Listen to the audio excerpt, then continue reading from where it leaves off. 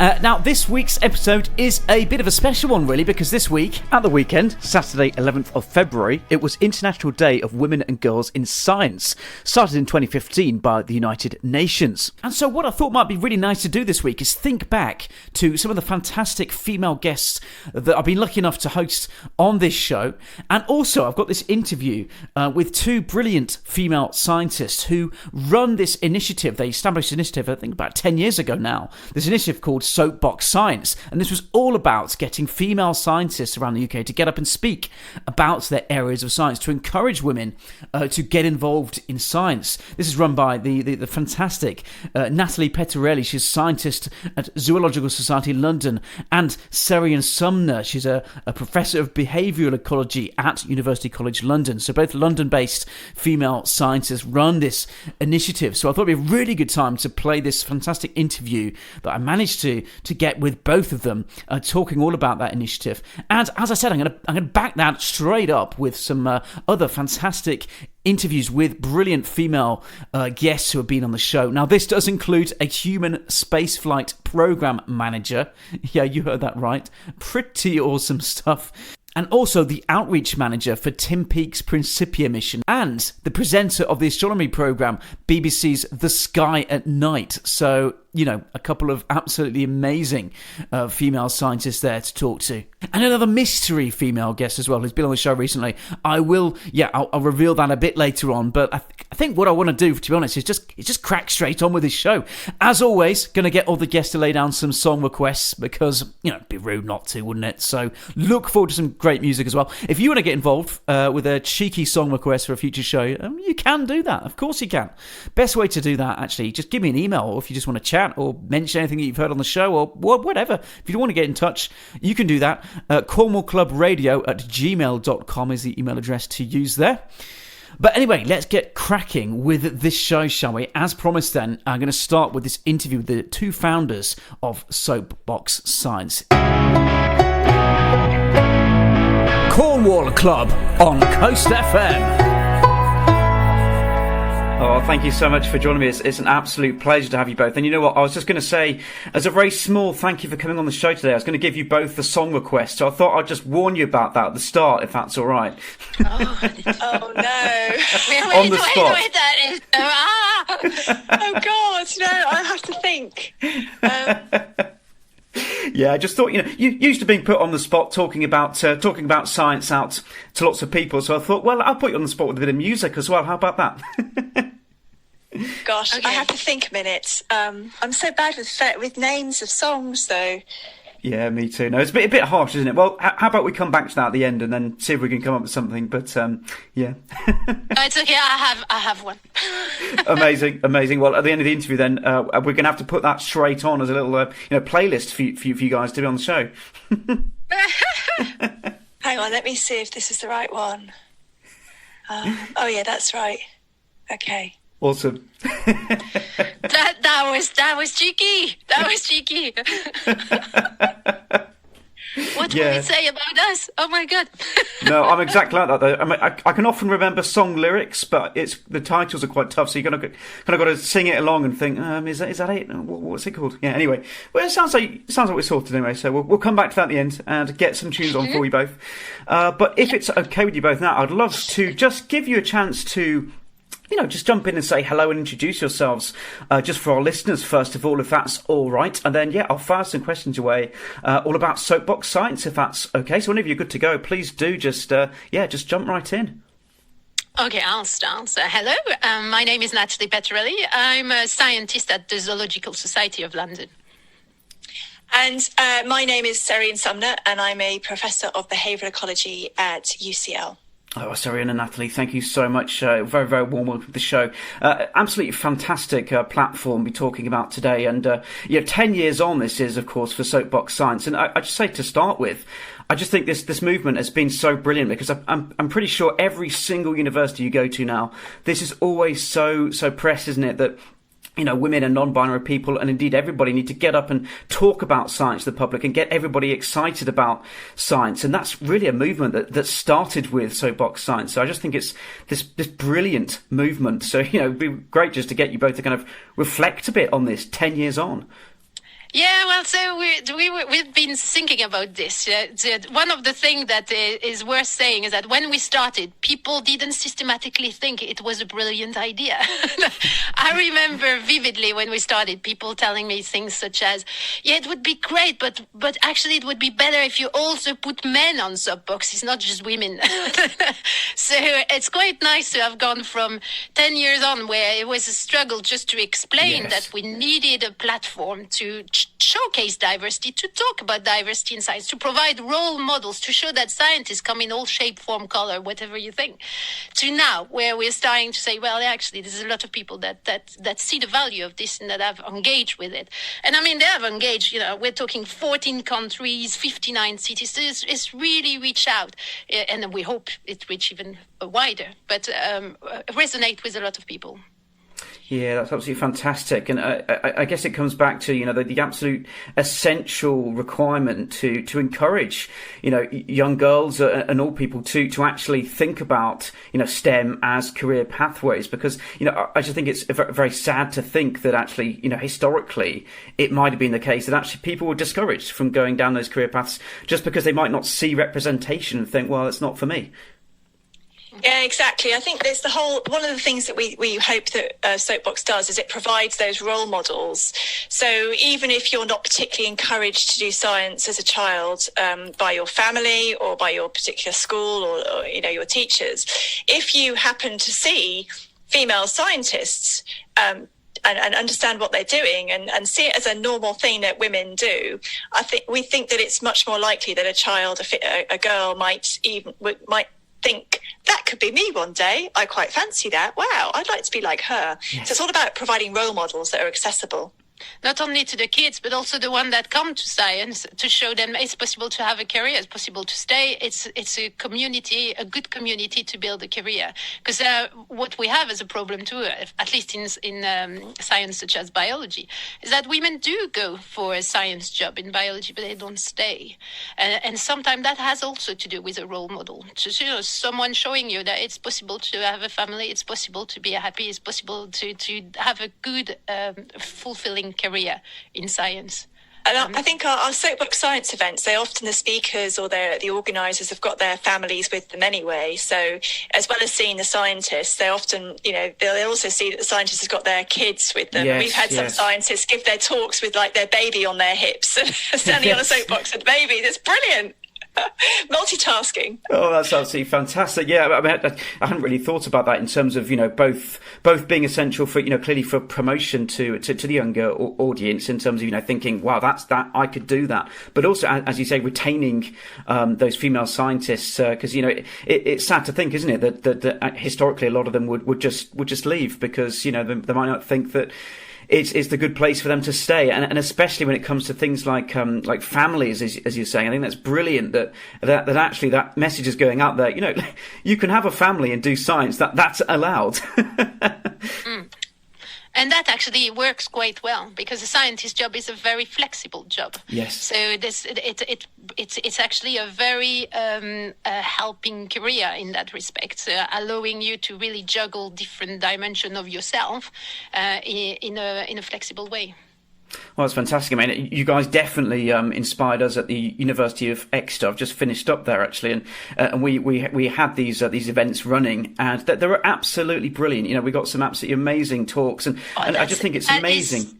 That is because you have a fantastic local organizer team over there. I mean, they have been with us since 2015, I think, and they work really hard to put together some really good event for Exeter. So you're lucky. Yeah, they're definitely an amazing team there. They deserve an award. Oh, that's amazing to hear. It's all because did this fantastic movement. So it comes back to thanking you for starting this.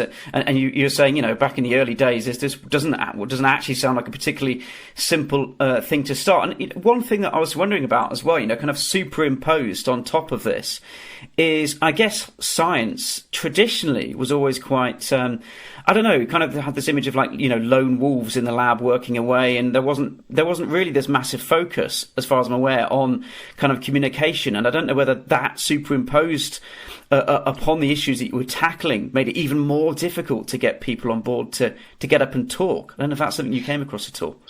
So we're going to have two very different perspectives on this. So I'm going to give mine. Yeah. So when I was a kid, I had no idea that you could do the job that I'm doing now. And that's because, like you, I was pushed upon with this idea that a scientist is in a lab coat in some remote place on their own. And literally, it didn't appeal to me whatsoever.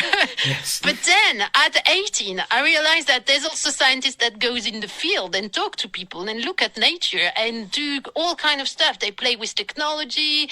They explore, and I was much more an Indiana Jones than a scientist in a lab coat. Yes. And that appealed to me. And so with Subbox Science, what I think we do is that we not only show that, scientists can talk and they are not just, people that are unable to communicate with the rest of the population, but I also show that science is not just about lab coats and labs. Science comes in all kind and shape of, and there's a lot of different science that interact all the time. It's a creative platform. It's innovative. It's fun. And I think that's at least what I get from it. But Syrian will probably add to this because she does a bit more lab work. Well, I mean, I also came to science in a very Indiana Jones-esque route. I actually now spend a lot of the work that I do now is about is lab work, is molecular biology and looking at genomes and transcriptomes and understanding social behaviour from that perspective. But actually, I actively shunned that kind of lab work in my early science life, as an undergraduate, because I thought it was boring. And so I think, because I wanted to be the Indiana Jones version. Actually, I'd like to think David Attenborough, really, rather than Indiana Jones. It was more my style. But I think the point is that, science is interdisciplinary, and science, the way that you approach your science involves picking up on the expertise of lots of different types of scientists and sciences. And in order to be to engage in interdisciplinary science, you need to have conversations and you need to collaborate. And so science these days is incredibly collaborative. And I think it's always been collaborative. It's just that we've never used to talk about the people who did all the extra work in the background in the past. It was always like, Professor so-and-so did this, he won the Nobel Prize for doing all of this on his own. And actually that's not at all true. There would have been teams of people behind them. And these days we acknowledge and we give credit to the collaborations that is the only way that the science can get done. Yeah, well, thank you. That's a fantastic answer. You know what? I'm kind of thinking that on top of your song choices, might have to actually end up playing the Indiana Jones theme tune as well now, because I've heard it mentioned a couple of times. What do you think? Yes. Oh, thank you so much, Beth. I'd love, if it's okay with you, as I was thinking about, potentially helping out, especially let's say there's, some parents at home listening in and they're thinking, oh, my daughter might be really interested in hearing a bit more about this. I wonder if you've got any kind of handy resources that we can point people towards. This might not be a question, obviously, that you can answer off the top of your head, but if there is anything that you could point us towards, that would be amazing. Oh yeah, no, I think I would really recommend to visit our Subbox Science website, because in there you find link to all our speakers and little chat on YouTube that they have done to present different science now at work. You also find information about where are the next events and which one might be close to you, and then it provides you with a lot of different. There's a blog with a lot of discussion and thinking about career building in science and what was the hurdle. There's a lot of tips. So I think that this would work well as a first portal to think about a career in science, or to look for events and try to get inspired that way. Oh, thank you very much. That's super handy. Thank you for that. So I won't keep you too much longer. So I'm aware of your time, of course. So I think what I will do now, if that's okay with you both, is I'll just ask if there's any other messages or anything you'd like to reiterate at this point, or any other resources, anything like that. You're very, very welcome to add those in. And of course, song request time. If you'd like to pop down another tune for the playlist, you're very welcome to. So I'll just hand over to you both to end up with, if that's okay. Okay, so I'll go first. I would say do join us on social media because we are on Twitter, we are on Facebook, we are on Instagram, we are on YouTube, any kind of social media you can think of, we're probably there. And it's always Soapbox Science. And I think that's a cool community to join and to follow up on what we're doing. And as for the song choice, I'll go with Johnny Be Good. Nice. Nice. Thank you, Natalie. Yeah, perfect. And Sirian, what about yourself? So it's so funny that Natalie chose Johnny Be Good because I was thinking, what song could I choose? And I have a confession. So and it's timely because this happened at the weekend. I play the keyboard in our village band. Oh, yes. So I'm giving a shout out to our village band. It's called the Stud Muffins. It's a dreadful name, but it's existed for decades. And we actually did play Johnny Be Good on Saturday.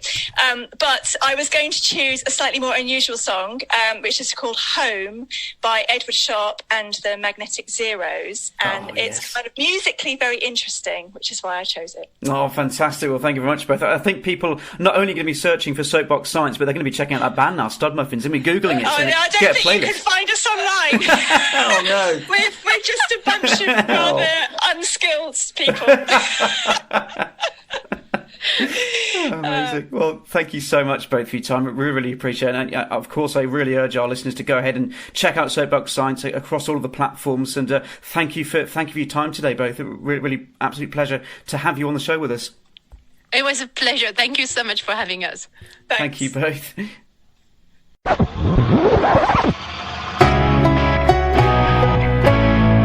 Cornwall Club on Coast FM. Well, thanks again to Natalia Pettorelli and Professor Sirian Sumner talking all about their initiative Soapbox Science there. Don't forget to go away and Google Soapbox Science. They do fantastic work all over the UK. Absolutely brilliant resource for anyone out there interested in getting into science. Now, up next, as I said, I've gone back through some of the brilliant interviews that I've been lucky enough to get with fantastic, inspirational female scientists. And the first is with Dr. Maggie Adrian-Pocock, MBE, best known perhaps for her work on BBC's The Sky at Night. And she's also an engineer. She's been really instrumental in the designing of various telescopes and kits like that. So she's absolutely fantastic astronomer and scientist. And this was actually an interview all about you're going to laugh, but it's called Cookies in Space. And it's quite literally where astronauts took cookies to the International Space Station to bake them in outer space. Pretty awesome. Anyway, Dr. Maggie Adrian-Pocock was on hand to talk all about that and also offer some advice on the nighttime sky. So, yeah, there we are. That was what the interview was all about. Absolutely brilliant. Really loved chatting to Maggie, actually. She's fantastic. And straight after that, actually, I'm going to play a little clip from, because it's a remarkable fact. I think this is really going to surprise you. I still absolutely love this fact, actually. Space related, and it's to do with Tim Peake, because this was Tim Peake's Principia outreach manager, and she's a human spaceflight program manager. That's Libby Jackson, and she's got a fact about astronauts. This is a real fact about what astronauts do music-wise before they jet off into space. It's amazing. It links very strongly into a song request as well. So I'm not going to say any more about that. I'm just going to let it play. But anyway, first of all, it's Dr. Maggie Adrian-Pocock. Here's that interview. Cornwall Club on Coast FM. Hello, Maggie. Can you hear me okay there? I can hear you beautifully. Thank you, Ben. Oh, thank you very much, Maggie. I must say it's an absolute pleasure to have you with us today. I was so excited about talking to you, Maggie. Oh, thank you. I was hoping as well, because I'm going to have to say thank you in a very small way by giving you a little song request at the end of the interview today. So if you'd like one, you can be thinking of that in the background. Yes, let me think. Oh, gosh. I know. Cookies in space is probably It's a tough one. Probably the only question you've ever struggled with there, isn't it? So let's get talking then about cookies in space. It seems an unlikely combination, cookies and space. But Doubletree by Hilton, they teamed up with some organisations to make their cookie the first thing to be baked in space. I've actually got a picture in front of me here of aboard the ISS with the commander and the astronaut Christina with the cookie in front of them. It must have been quite remarkable for them to have this here as well, kind of a home comfort. Yeah, because usually the sort of things they eat in space are they're sort of rehydrated foods or sort of pre-packaged foods. Yes. And so to have actually something baked on board, I think was very exciting. Many of us in the future, I think, would like to go into space and like to live in hotels in space. And so to do that, if you have a space hotel, you need a space restaurant. So what are you going to cook? And I don't think people are going to be happy with sort of rehydrated foods. So the ability to be able to bake something in space it sounds weird, but I think it's something that we need to sort out now. Yeah, absolutely. I mean, there's actually, people might think, oh, that sounds crazy. And actually, there are some, technological challenges, of course, with doing this, aren't there? I wonder if you could kind of tell us a bit about some of the challenges that they face doing this. Yes. And so cooking in space is they don't really do it at the moment. So what they have is they have food which has been dehydrated, and then what you can do is you can rehydrate it in warm water, sort of mush it up and eat it. And then they have pre-packaged food which they sort of heat up and then sort of tear the plastic packaging off, and they can eat that. But baking in space, if you go online and look at a video of a flame burning in space, a candle flame burning in space, things are very different. And so with this experiment, what they were trying to explore is if you take the cookie, how easily can you bake it? Now, here on planet Earth, they put it at sort of about 150 degrees and bake it for about 15, 25 minutes. In space, the best cookie came out after a bake of over 2 hours. And so why did it take so much longer is one of the things that we're trying to explore. It might be due to sort of the way the oven is designed. And in space, in this microgravity environment, you don't get sort of convection currents. This is where the hot air rises and the cold air drops. In a microgravity environment, you don't get that happening. And so baking is a very, very different prospect. Yeah, it's remarkable, isn't it, to think just how something, that we take completely for granted, don't we? Just being able to bake a cookie. I mean, just how difficult that is when you go into the space environment. It's remarkable. And the interesting thing is that they took the cookie, but they had already sort of put it together, so it was raw, but it was already assembled. Because if you can imagine sort of stirring eggs and sort of flour in a microgravity environment, you can imagine the whole of the space station filling up with flour and things like that, which is sort of potentially hazardous. So, yes, we have, I think, a long way to go before we actually do bake-off in space. Yes. But this is sort of the beginnings of it. Oh, well, what a fantastic first experiment. I mean, this is a very exciting news. I think it really kind of goes nicely, I think, with people's kind of views for, the future of space travel. It really kind of, I bet it's going to really reignite people's love about thinking about that and thinking about the future. I mean, what is the future kind of looking like in your eyes, Maggie, in terms of, space travel? Because you do, often hear, don't you, about, perhaps in the future planned missions to Mars and things like this. I don't know what it looks like in your eyes, the future. So, I'm definitely an optimist, but I do think the future is looking more exciting than it has for a while. Right since sort of the get-go, since I can remember, I heard about the moon landings and I decided I wanted to get out there. And this has been the passion of my life, which is why I became a space scientist. And last year we were celebrating 50 years since the moon landings. And the fact is we haven't been back to the moon since. But now there's sort of suddenly talk, and I think space is getting a little more commercialised. And if it's just funded by governments, then I think it's slow going. But now more and more companies, like Hilton and people like that, are seeing opportunities in space, and they want to be sort of the pioneers in space. And so we've got people like Musk and other people who are actually commercialising space. And so I'd say hopefully in the next 20 years we'll have the first space hotel. We have space tourists at the moment going to the International Space Station, but I think in the next 20 years we'll have the first space hotel. And yes, and I think we'll just sort of leap on from there.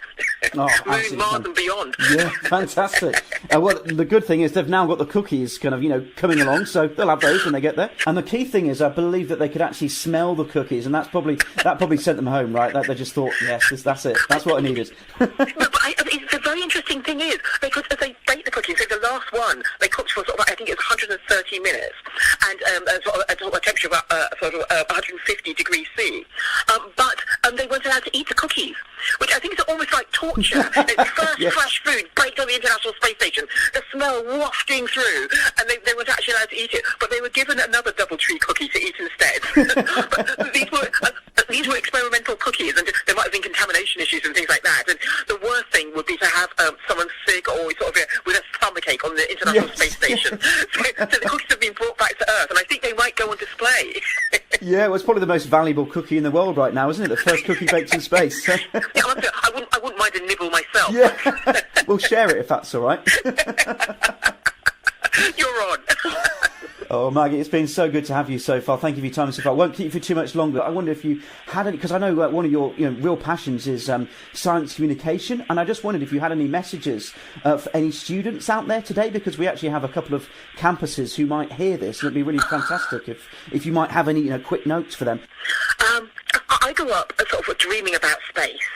And I think by having a crazy dream, you can achieve so much more than you would ever thought possible. Hilton decided that they wanted to put a cookie in space and bake a cookie in space. Crazy, but it happened. I dreamed that one day I'll go into space. Again, crazy, but I feel as if I'm getting closer. So I think it's literally reach for the stars, have a crazy dream, and see where it takes you. Oh, that's fantastic. Thank you so much, Maggie. I wonder if I could be very, very cheeky, just with a very quick one now, and just ask if there's anything obvious that people, if we are lucky and we get a clear sky coming up, is there anything obvious that people should be looking out for? Yes. So tonight is if you do get, we've had some very nice clear nights, but just after sunset, if you look towards where the sun has set, you will probably see Venus. And if it's a clear sky, Venus is very hard to miss, because it looks it just looks like a diamond in the sky, just like the little poem for kids. And so it's amazing to see. If you've got a set of binoculars and look through that, you might actually see Venus actually goes through phases like the moon. So if you've got a good pair of binoculars, you might actually be able to see the phases of Venus. Oh, wow. So it is. There's lots of fantastic things to see out there. Oh, thank you so much, Maggie. Well, I will let you go now, but I just want to thank you again. It's been amazing having you. I couldn't wait to have you on the show, so thank you for this. Oh, my absolute pleasure. Thank you. Thank you, Maggie. Bye now. Goodbye. The fantastic Dr. Maggie Adrian Pocock. Thank you very much, Maggie. Now, we were looking for a space-themed song.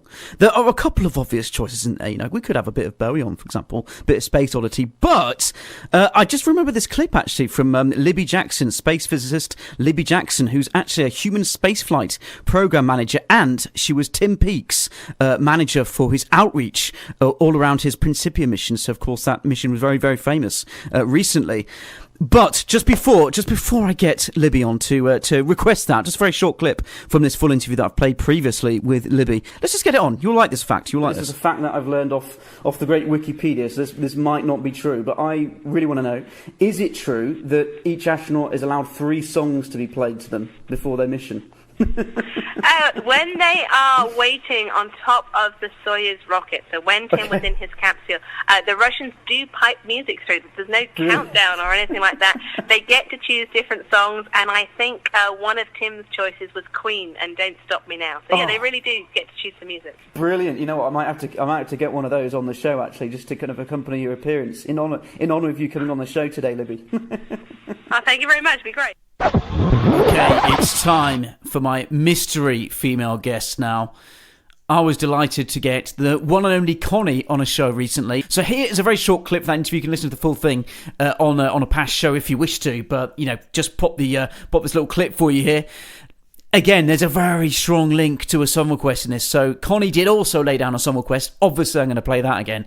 But also, there's a related song, as you're about to find out. Might have to come on straight after that as well. Anyway, here's Konnie. I just want to, in all of your kind of presenting career, I'm sure you've probably got some great sources for people to perhaps learn a bit more about, ecology in general, or think about conservation efforts going on, and looking at the wildlife that the people are protecting and worried about. Absolutely. So basically, there's really, really good resources actually on the Greenpeace website, which are really good at, in particular, children often don't, it can be quite complicated, can't it? That you're told, don't use petrol and don't use plastic, but also eat less meat. And how does that all tie up, and how does that all tally? It can be quite confusing, and the polar ice caps are melting, and it can often be these disjointed things. And actually it all sort of boils down to the fact that it's all to do with the carbon that we're taking out of the earth that we never did for years and years and years. And now we've got these man-made substances, we've got petrol and plastic and all of this stuff. And nobody's returning that carbon back into the earth, which means to dispose of it. It's just carbon in the atmosphere, essentially, which means that the oxygen-carbon balance is being disrupted, which is bad for our breathing, bad for plant and wildlife species, bad for global warming. And all of those dots are connected with the resources that they have got on their website. The key things we need to be doing, looking after the oceans, looking after our greenery, living sustainably, and not using man-made materials. And it's really done quite nicely there. I also did a sort of educational video that sort of spells it all out with the National Literacy Trust in conjunction with Greenpeace and the Mail Plus, which you can find online, which sort of spells it out very simply so that you can join all the dots and understand how it all works together. Oh, Konnie, thanks so much. That's absolutely fantastic answer. Really appreciate that. Thank you. Very last thing then, song request time. Is it going to be busted? Because I'm pretty sure I'm right in thinking you were actually in one of their music videos in a bit of a special a few years back, right? That's right. Oh my goodness, I'd totally forgotten about that. Yes, I was, wasn't I? How did you remember that? Well, it's a bit of a storming appearance, wasn't it? It's Crash the Wedding, I think. I could get that on for you if you like. I wasn't going to request that, but if you want to, you can totally play that. I was going to request something else completely different, but it's your call. No, you go for it, Konnie. Whatever you want, it's going to come on. So what are you thinking? Let's go for I Got a Feeling by the Black Eyed Peas. I just want to thank all of my special guests, as always. Thanks to the founders of Soapbox Science. We heard from them earlier on the show, Natalie Petrielli and Professor Sarian Sumner. Absolutely amazing. And we delve back into some older interviews with some brilliant female guests that I've had on the show, including the one and only Konnie Huq. So very, very big thank you to our special guests. And thank you to you. Thanks for tuning in. I hope you can join me again next Wednesday. But for now, it's a heartfelt goodbye from me. I'm going to leave you with some Tom Petty. Is that all right? I was thinking about it for a moment, but